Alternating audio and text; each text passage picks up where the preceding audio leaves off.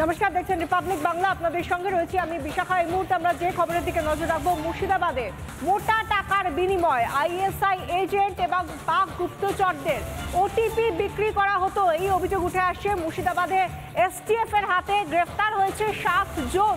মুর্শিদাবাদে এই ঘটনায় অভিযুক্ত হিসেবে 7 জনকে গ্রেফতার করেছে এসটিএফ। ধৃতদের জেরায় নয়া তথ্য, বিক্রি হওয়া ওটিপি দিয়ে নেপালে খোলা হয়েছে একাধিক হোয়াটসঅ্যাপ, এমনটাই সূত্র মারফত জানা যাচ্ছে। আরো বিস্তারিতভাবে জানবো, আমাদের সঙ্গে রয়েছেন আমাদের প্রতিনিধি সরাসরি সৈকত পাল।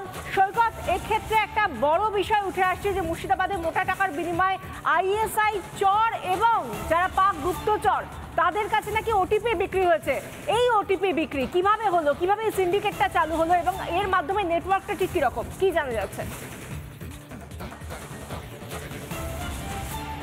দেখো, 2 থেকে 3 দিন আগে মুর্শিদাবাদের বিভিন্ন জায়গা থেকে বেঙ্গল এসটিএফ মোট 9 জনকে গ্রেপ্তার করেছে। মূলত টাকার বিনিময়ে সিম কার্ড এবং একটা হোয়াটসঅ্যাপ অ্যাকাউন্ট খুলতে গেলে যে ওয়ান টাইম পাসওয়ার্ড আসে, ওটিপি পাসওয়ার্ড আসে, সেই ওটিপি পাসওয়ার্ড টাকার বিনিময়ে বিক্রি করা হয়েছে।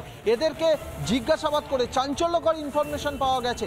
এই যে হোয়াটসঅ্যাপগুলো বিক্রি করা হয়েছে, হোয়াটসঅ্যাপের ওটিপি বিক্রি করা হয়েছে টাকার বিনিময়ে, এই হোয়াটসঅ্যাপের ওটিপির মাধ্যমে নেপালে বসে বেশ কিছু হোয়াটসঅ্যাপ খোলা হয়েছে। দুটো হোয়াটসঅ্যাপ গ্রুপের সন্ধান পেয়েছেন তদন্তকারীরা এবং সেই দুটি হোয়াটসঅ্যাপ গ্রুপ নেপালেই খোলা হয়েছে, যার মধ্যে দক্ষিণ ভারতীয় এবং পশ্চিম ভারতের বেশ কয়েকজন যুবক রয়েছেন সেই গ্রুপে। এবং এই দুটো গ্রুপের মধ্যে যে কয়েকজন অ্যাডমিন আছেন তার মধ্যে দুটো গ্রুপেই একজন করে পাকিস্তানি যুবক তারা অ্যাডমিন হয়ে রয়েছেন। বিভিন্ন কোডের মাধ্যমে বিভিন্ন সাংকেতিক ভাষায় মূলত পূর্ব ভারতের যে সীমান্ত লাগোয়া এরিয়া, সেই সীমান্ত লাগোয়া এলাকা থেকে কিভাবে ভারতবর্ষে প্রবেশ করা যায়, অনুপ্রবেশ করা যায়, সেই সংক্রান্ত বেশ কিছু ইনফরমেশন শেয়ার হয়েছে, বেশ কিছু আলোচনা হয়েছে। এসটিএফ এর গোয়েন্দারা তারা এই বিষয়টা খতিয়ে দেখছেন। এই দুটো হোয়াটসঅ্যাপ এই মুহূর্তে এসটিএফ এর র্যাডারে রয়েছে, নজরে রয়েছে এবং যাদের কাছ থেকে যারা মূলত এই সিম এবং ওয়ান টাইম পাসওয়ার্ডগুলো বিক্রি করেছিল তাদেরকে আরো থরলি জিজ্ঞাসাবাদ করা হচ্ছে। ওই যে 7 জনকে গ্রেফতার করেছে এসটিএফ, তাদের পরিচয় সম্পর্কে কি জানা যাচ্ছে সৈকত? রয়েছে, তাদের খোঁজ খবর লাগাচ্ছে। বিশাখা, প্রশ্নটা যদি আর একবার করো। যাদেরকে গ্রেফতার করেছে এসটিএফ তাদের পরিচয় সম্পর্কে কি জানা যাচ্ছে? তারা কোন দেশের নাগরিক, আদৌ থেকে তারা ভারতের নাগরিক, কোথা থেকে এসেছে, কোথাকার মানুষ, কি জানা যাচ্ছে এখনো পর্যন্ত?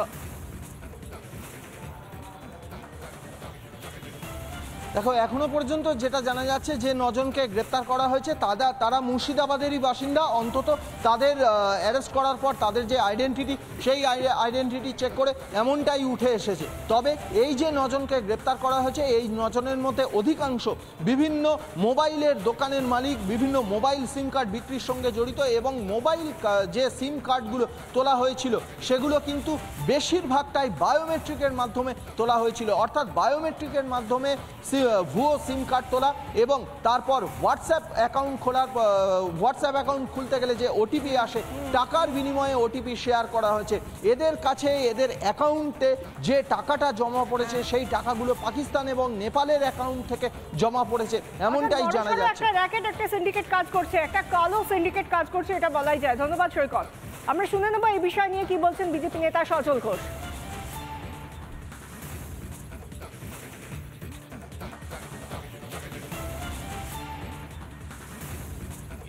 যেটা বার করেছে সেটা হচ্ছে ওই পর্বতের চূড়া মাত্র, চূড়াও নয়। হ্যাঁ, আমি আপনাকে বলছি টিপ অফ দ্য আইসবার্গ বলে, সেটাও নয়। আসলে যেটা হচ্ছে পুরো রাজ্যটাই, বর্ডার এরিয়াগুলো, রোহিঙ্গা, বাংলাদেশি অনুপ্রবেশকারী, হুজি, এদের দখলে চলে গেছে। আর এদিক দিয়ে ঢুকে এরা সারা দেশে ছড়িয়ে পড়ছে। শুধু বাংলার জন্য নয়, সারা দেশের জন্য থ্রেট হয়ে দাঁড়াচ্ছে এরা। এদের যদি সমূলে নিকেশ না করা যায় তাহলে আগামী দিন বাংলার, ভারতবর্ষের ভবিষ্যৎ অন্ধকার। আর সমূলে এদের নিকেশ করতে হলে তৃণমূলকেও উৎপাটিত করতে হবে, কারণ তৃণমূল হচ্ছে এখানে ওদের আশ্রয়দাতা।